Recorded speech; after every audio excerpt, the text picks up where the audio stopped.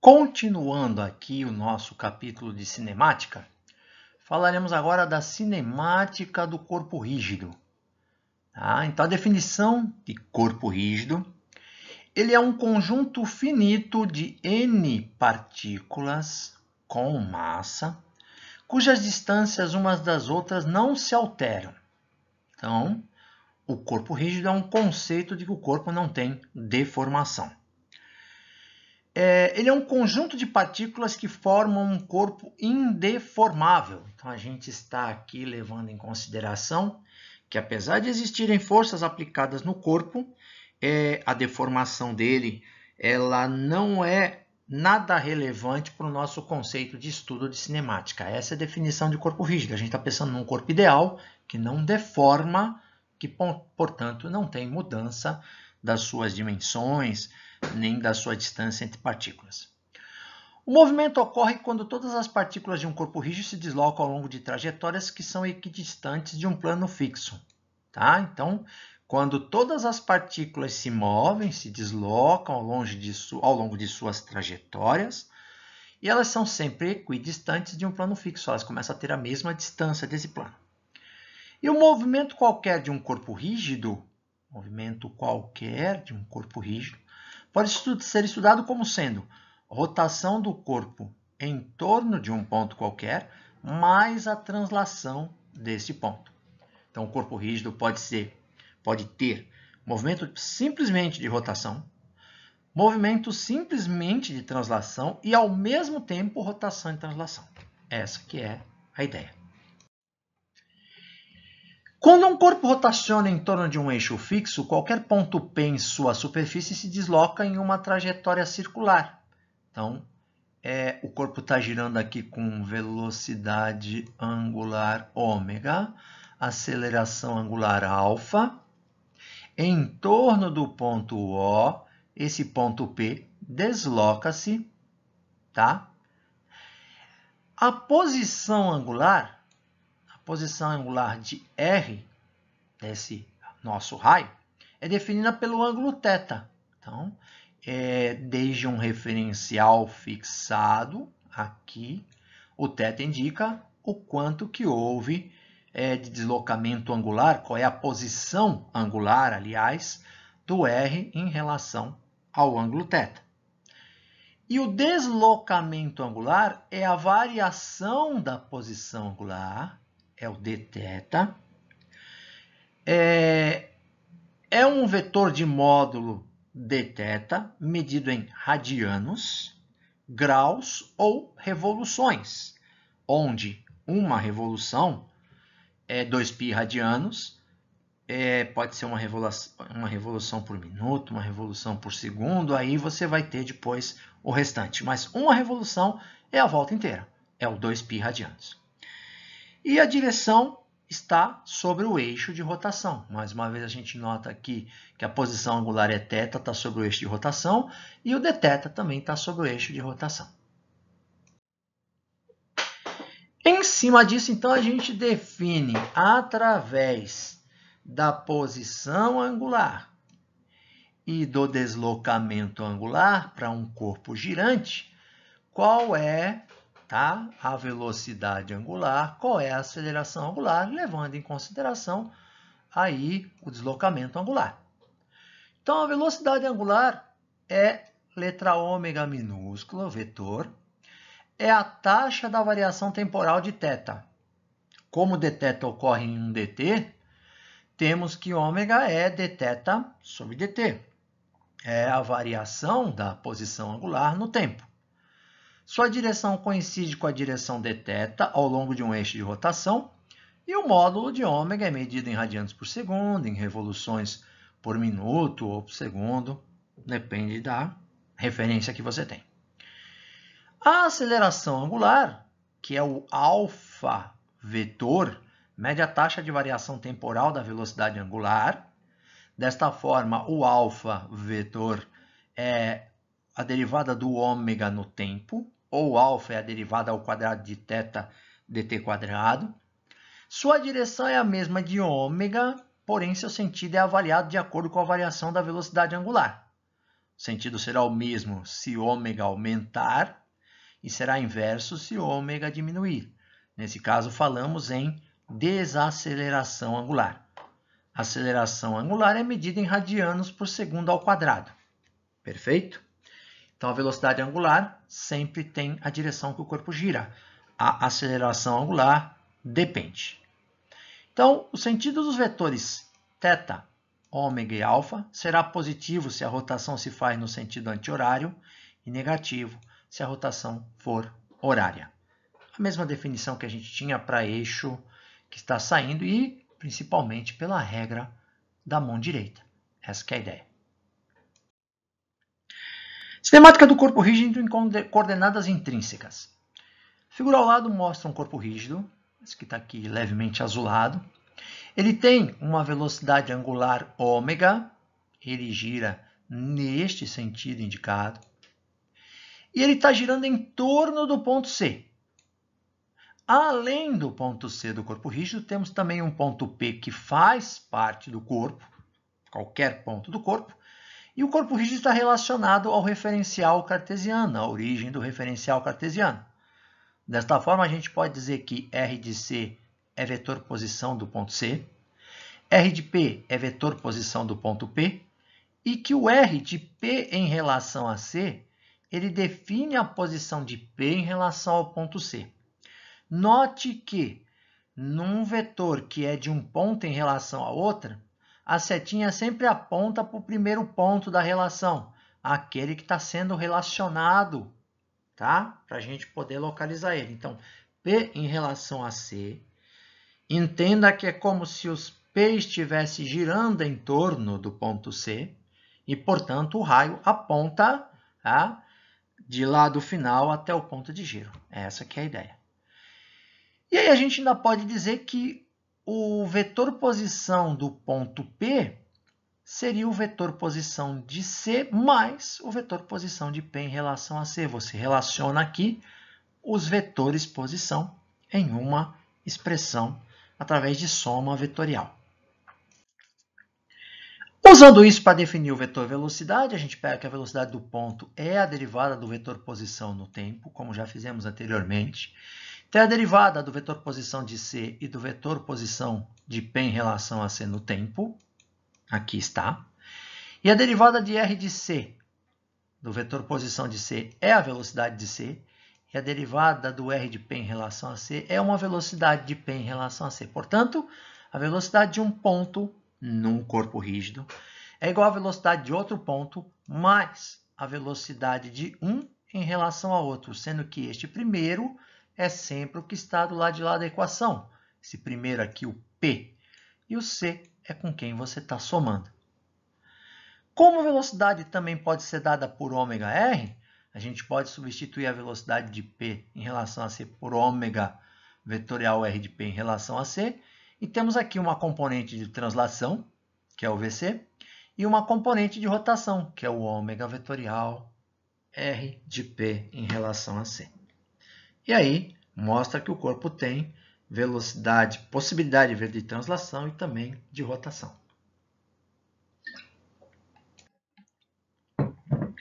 O vetor aceleração é a derivada do vetor velocidade no tempo. Pegamos lá o vetor velocidade e derivamos. Fizemos a propriedade da derivada da multiplicação para o produto vetorial. Lembrando que a derivada de ômega no tempo é alfa, é a aceleração angular. Então, a derivada de ômega virou alfa. A derivada de ômega no tempo virou alfa, por isso alfa vetorial R de P em relação a C. E que a derivada de R de P em relação a C no tempo a gente já fez lá atrás. É ômega vetorial R de P em relação a C. Portanto, a segunda parcela fica ômega vetorial R de P em relação a C. Essa primeira é denominada componente tangencial da aceleração. A segunda é a componente normal. A tangencial vale alfa vetorial R de P em relação a C, ou se fosse escalarmente, alfa vezes o raio de P em relação a C.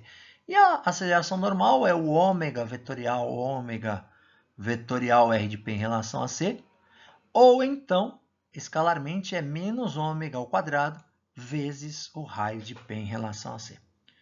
Então, dessa forma, a aceleração da partícula, perdão, agora é ponto, a aceleração do ponto P é igual à aceleração do ponto C, que é outro ponto do mesmo corpo rígido, mais a aceleração do ponto P, que está do lado de lá da equação, em relação ao ponto C com quem você está somando. Sempre definida dessa forma. Então, aí nós temos expressões para velocidade e para aceleração de um corpo rígido. Todo corpo que está se movimentando, ele tem um ponto denominado centro instantâneo de rotação. E esse centro instantâneo de rotação tem uma particularidade que, para cada instante considerado, todas as velocidades do corpo giram em torno desse ponto. Então, o movimento plano de um corpo pode ser entendido como sendo a rotação em torno de um ponto e a translação. Então, este corpo está girando e está translando também em torno do si, tá certo? A velocidade em qualquer ponto do corpo rígido poderá ser obtida através da equação das velocidades relativas na forma vetorial, mas também através do centro instantâneo de rotação, também conhecido como CIR.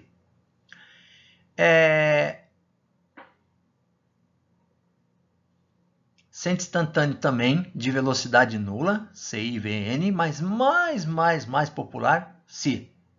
É possível determinar o CIR de duas maneiras. Se você conhece a velocidade de um ponto e o ômega, elas são constantes. A gente determina o ponto C traçando uma reta perpendicular à velocidade VA, passando pelo ponto A, a uma distância R, que é a velocidade dividido por ômega. Então, este raio, essa distância, a velocidade do ponto dividido por ômega, a gente consegue achar o CIR, o centro instantâneo de rotação. Tá? Esse é um ponto particular do nosso corpo rígido. Segunda forma de encontrar, se conhecemos as velocidades de dois pontos de um corpo rígido, é possível determinar o CIR traçando-se uma reta perpendicular a cada vetor velocidade. O ponto em que essas retas se encontram chama-se CIR. Então, a gente tem aqui o VB, traçamos uma reta perpendicular a VB passando pelo ponto B, traçamos uma reta perpendicular a VA passando pelo ponto A, denominamos o ponto de cruzamento das duas como CIR. Tá? Então, o B gira em torno do Si, o A gira em torno do Si, qualquer outro ponto do corpo, neste instante, gira em torno do Si. Temos aqui dois roletinhos correndo em guias, um com velocidade VA para esse lado, um com velocidade VB para cima. E a gente quer achar o centro instantâneo de rotação da barra do elemento que une os dois rodízios. Então, perpendicular a VB, passando por B, perpendicular a VA, passando por A, a gente traça retas. Aonde ela se encontra é o CIR. CIR de quem? CIR da barra. Tá? O CIR do rodízio é o próprio B, o CIR do outro rodízio é o próprio A, então esse é o CIR da barra. Se eu tivesse um ponto C aqui agora na barra, eu ligava ele no CIR e já teria a direção da velocidade desse ponto C. Essa que é a ideia. E aqui é uma particularidade, né? Que um disco, uma roda que gira sem escorregar sobre uma superfície plana, ela tem o seu centro instantâneo de rotação nesse ponto de contato, porque aí a velocidade do círculo, do disco, da roda é igual à do solo, ou seja, zero. Algumas propriedades. O CIR possui velocidade nula. Toda vez que a gente está falando em CIR, velocidade nele é zero. O CIR não é um ponto fixo. Ele muda a cada instante, ele só pode ser usado a cada instante que você o determinar. No instante seguinte, você tem outro centro instantâneo de rotação. E conhecendo o CIR e o ômega, pode determinar a velocidade de qualquer ponto do corpo, traçando uma linha do CIR ao ponto, raio do CIR, e uma perpendicular a essa linha. E teremos sempre que velocidade é ômega vetorial o raio do CIR. Essa que é a ideia. Tá certo? Então, por exemplo, aqui a gente tem uma haste, né? Aqui onde está esse centro instantâneo de rotação. Legal? Nós temos uma haste que, nesse momento, ela vai movimentar com VA para cá, com VB para baixo. Então, perpendicular a VB, perpendicular a VA, a gente cruzou. Repara que quando você vai para o lado oposto, nunca cruza. Então, a gente cruzou para achar o CIR. Ele vale para este momento. No momento em que ela tiver com outra posição, por exemplo, mais para cá, o CIR vai mudar. Mais para baixo, né, o CIR vai mudar. E aqui tem uma roda. Nesse momento é uma roda de bicicleta, mas poderia ser uma roda de moto, de carro. O ponto de contato com o solo é o centro instantâneo de rotação dela. Nesse instante, todos os pontos da roda giram em torno do CIR, do centro instantâneo de rotação. Repare que, junto ao solo aqui, né, a velocidade é um pouco menor, porque o raio é menor, e lá em cima o raio é maior, né? Então, a velocidade é maior, já que no centro instantâneo de rotação a velocidade é igual a zero. O CIR tem estas particularidades, essas propriedades, tá certo? E não existe CIR por um mecanismo composto por várias peças, por vários corpos rígidos. Ele só é definido para um corpo rígido. Então, para determiná-lo, só podem ser usados pontos que pertençam ao mesmo corpo rígido. Aqui a gente usou o A e o B do mesmo elemento, dessa barra. Tá? Aqui, se a gente fosse usar para achar o CIR, a gente ia usar pontos da mesma roda.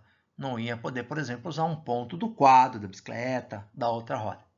Tá? Essa é a ideia, então, de algumas propriedades do CIR. Uma relação importante que você tem, a gente tem aqui um corpo rígido, dotado de velocidade angular ômega, então ele gira neste sentido aqui assim, por isso que as velocidades apontam para esse lado. Então, a gente conhece aí a velocidade do ponto B, a velocidade do ponto A, a velocidade do ponto C. Bastava conhecer duas para determinar o CIR. Conhecendo o CIR, a gente consegue achar a direção da velocidade da terceira e, principalmente importante aqui, são os raios que a gente tem para indicar. O raio do ponto B em relação ao CIR, o raio do ponto A em relação ao CIR e o raio do ponto C em relação ao CIR. Legal? Lembrando que o CIR vale para este instante. No instante seguinte, ele já é diferente. A velocidade angular, ela tem uma relação direta, né? O ômega pode ser a velocidade do ponto A dividido pelo raio de A em relação ao CIR. Ele pode ser a velocidade do ponto B dividido pelo raio de B em relação ao CIR. Ele pode ser a velocidade do ponto C dividido por C em relação ao CIR.